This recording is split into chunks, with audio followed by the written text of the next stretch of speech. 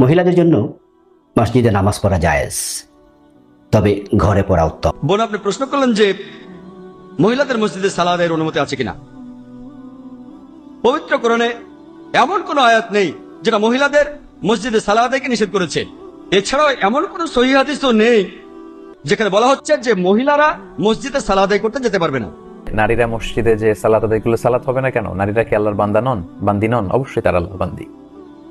তবে মসজিদ থেকে ঘরে সালাত আদায় করা উত্তম। ওমর বলেন যে আমি কিভাবে তোমাকে নিষেধ করবো? রাসূলুল্লাহ সাল্লাল্লাহু আলাইহি ওয়াসাল্লাম বলেছেন, লা তামনাউ ইমা আল্লাহি মাসাজিদ আল্লাহ, মেয়েরা মসজিদে যেতে চাইলে তোমরা নিষেধ করবে না। তা আমি ওমর কিভাবে তোমাকে নিষেধ করবো? কিন্তু আমি অপছন্দ করি।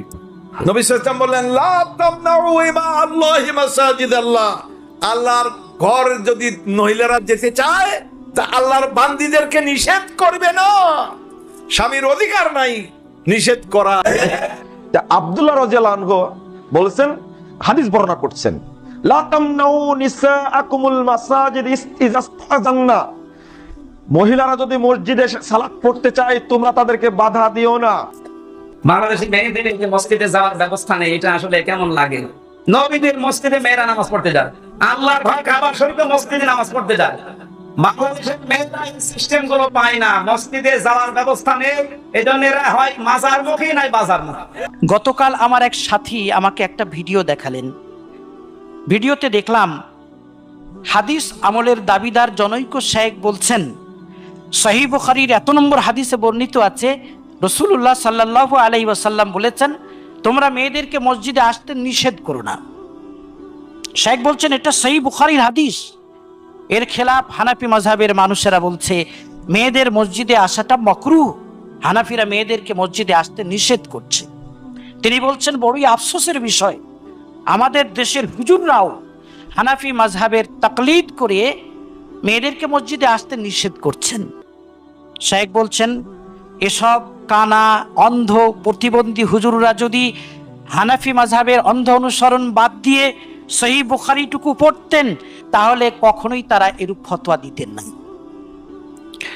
শুধু দর্শক মণ্ডলী, শেখদের এ ধরনের গলাবাজির কারণেই আজ আপনাদের সামনে সহিহ বুখারী নিয়ে বসেছি।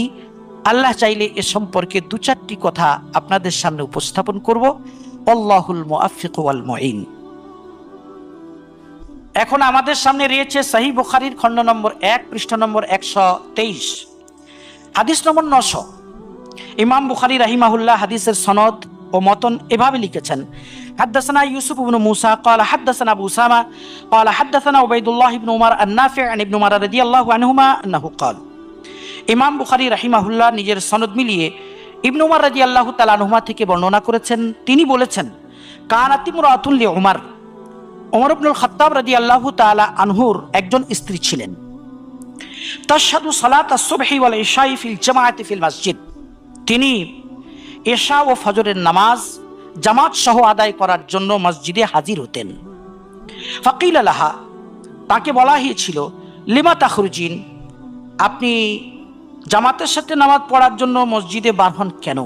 ওয়াকাত তা'লামিনা, অথচ আপনি তো জানেন, আন্না উমারা ইয়াকরাহু যালিকি ওয়া ইয়াগারু, যে আপনার স্বামী উমর এটাকে মাকরুহ বলেন, তিনি এটাকে অপছন্দ করেন, ওয়া ইয়াগারু, এবং এতে তিনি লজ্জাবোধ করেন, তিনি বলেন এটা মর্যাদা হানিকর জিনিস।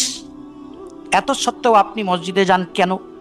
ক্বালাত, ওই স্ত্রী জবাবে বলেছিলেন, ফামা ইয়ামনাউহু আন ইয়ানহানি, তাহলে স্বয়ং তিনি আমাকে মানা করেন না কেন?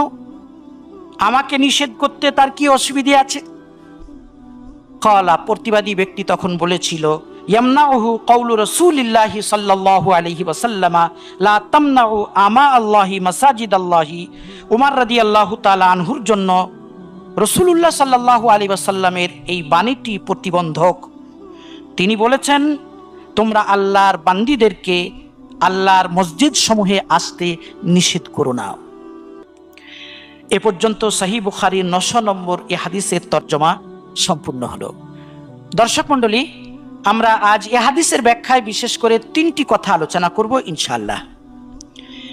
আমরা প্রথমে আলোচনা করব সাইয়্যিদুনা ওমর ইবনুল খাত্তাব রাদিয়াল্লাহু তাআলা আনহু, ইসলামের দ্বিতীয় খলিফা, মহিলাদের মসজিদে এসে জামাত সহ নামাজ আদায় করা সম্পর্কে কি দৃষ্টিভঙ্গি রাখতেন, এ সম্পর্কে তার ফতোয়া কি ছিল, এটা আমরা সর্বপ্রথম আলোচনা করব।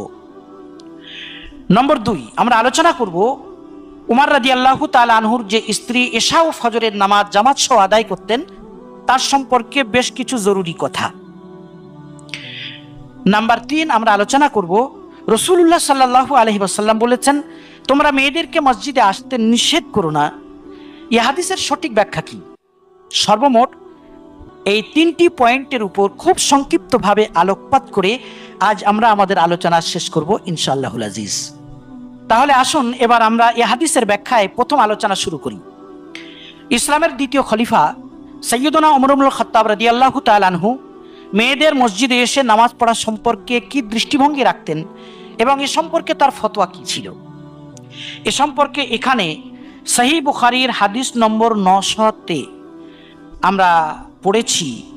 রাবি বলছেন উমর রাদিয়াল্লাহু তাআলা আনহুর ওই স্ত্রীকে বলা হয়েছিল ওয়াকাত তা'লামিনা আন্না উমারা ইয়াকরাহু যালিকা ওয়া ইয়াগারু, তুমি তো জানো যে উমর রাদিয়াল্লাহু তাআলা আনহু এটাকে মাকরুহ মনে করেন, তিনি এটাকে অপছন্দ করেন, ওয়া ইয়াগারু, আর তিনি এতে লজ্জাবোধ করেন, তিনি বলেন এটা মর্যাদা হানিকর জিনিস।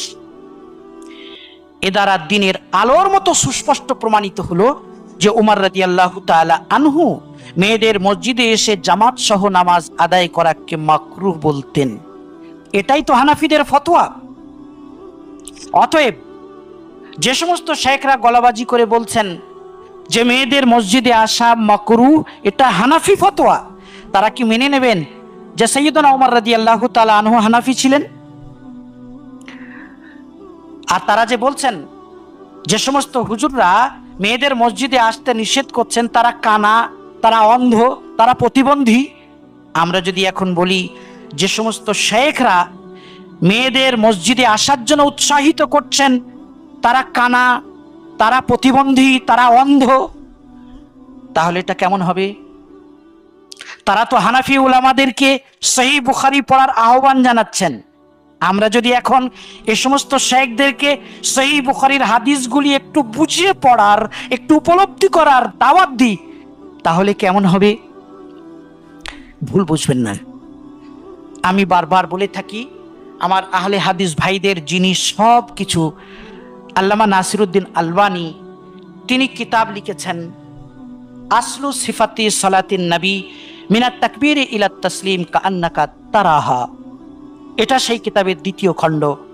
আল্লামা নাসিরউদ্দিন আলবানী খুব সুস্পষ্টই লিখেছেন এই কিতাবের খণ্ড নম্বর 2 পৃষ্ঠা নম্বর 617 লিখছেন লা সিয়ামা হানাফিয়াতুল হিন্দ ফাইন্নাহুম বারাকাল্লাহু ফীহিম আকসারুল মুসলিমিন আল ইয়াওমা ইলমান ওয়া আমালান বিসুন্নাহ। তরজমা: ভারতবর্ষের হানাফিরা বিশেষ উল্লেখযোগ্য, বারাকাল্লাহু ফীহিম, আল্লাহ তাদেরকে বরকত দান করুন।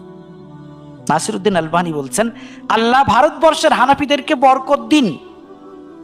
তারপর লিখছেন ইন্নাহুম আকসারুল মুসলিমিন আল ইয়াওমা ইলমান ওয়া আমালান বিসুন্নাহ, নিশ্চয়ই তারা এই জামানার মুসলমানদের মধ্যে ইলমের দিক দিয়ে এবং সুন্নতের উপর আমল করার ক্ষেত্রে মুসলমানদের মধ্যে সবচেয়ে এগিয়ে আছেন। সুবহানাল্লাহি ওয়া বিহামদি, কথায় বলে গুড় অন্ধকারেও মিষ্টি লাগে। এজন্যই আমি হাদিস আমলের দাবিদার শেখদেরকে বলছি গলাবাজি বন্ধ করুন। আল্লাহুম্মা আরিনাল হাক্কা হাক্কান ওয়ারযুকনা ইত্তিবাআহ ওয়া আরিনাল বাতিলা বাতিলা ওয়ারযুকনা ইজতিনাবাহ। দর্শক মণ্ডলী, এবার আমরা এই হাদিসের ব্যাখ্যায় 2য় আলোচনা শুরু করছি। সাইয়্যিদুনা ওমর ইবনুল খাত্তাব রাদিয়াল্লাহু তাআলা আনহুর যে স্ত্রী এশা ও ফজরের নামাজ জামাত সহ আদায় করার জন্য মসজিদে আসতেন তার সম্পর্কে কিছু জরুরি কথা। সহিহ বুখারীর মশহুর ব্যাখ্যাকারক আল্লামা কাসতালানী রাহিমাহুল্লাহ তিনি সহিহ বুখারীর শরহ ইরশাদুস সারিতে খণ্ড নম্বর 2 পৃষ্ঠা নম্বর 317 লিখেছেন উমর রাদিয়াল্লাহু তাআলা আনহুর এই স্ত্রীর নাম ছিল আতিকা বিনতে যায়েদ রাদিয়াল্লাহু তাআলা আনহা। তিনি দেখতে খুব সুন্দরী ছিলেন।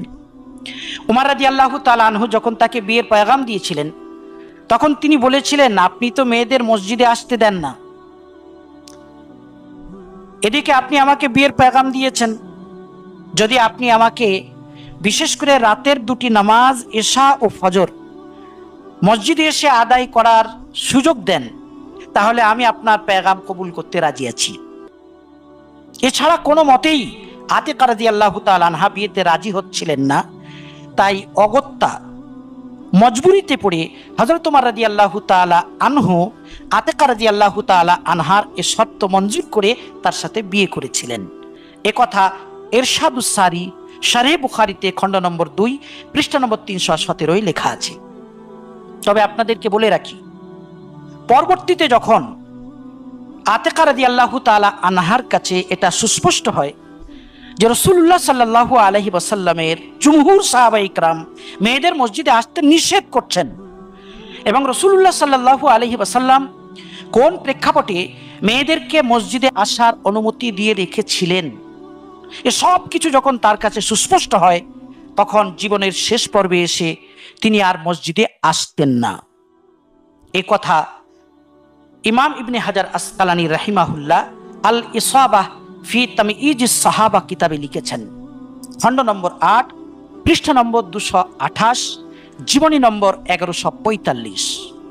অনুরূপভাবে ইমাম ইবনে আব্দুল বার মালিক রাহিমাহুল্লাহ এ কথা নিজের দুটি কিতাবে লিখেছেন, আত-তামহিদ খণ্ড নম্বর 23 পৃষ্ঠা নম্বর 404, আল ইস্তিআব খণ্ড নম্বর 4 পৃষ্ঠা নম্বর 1880।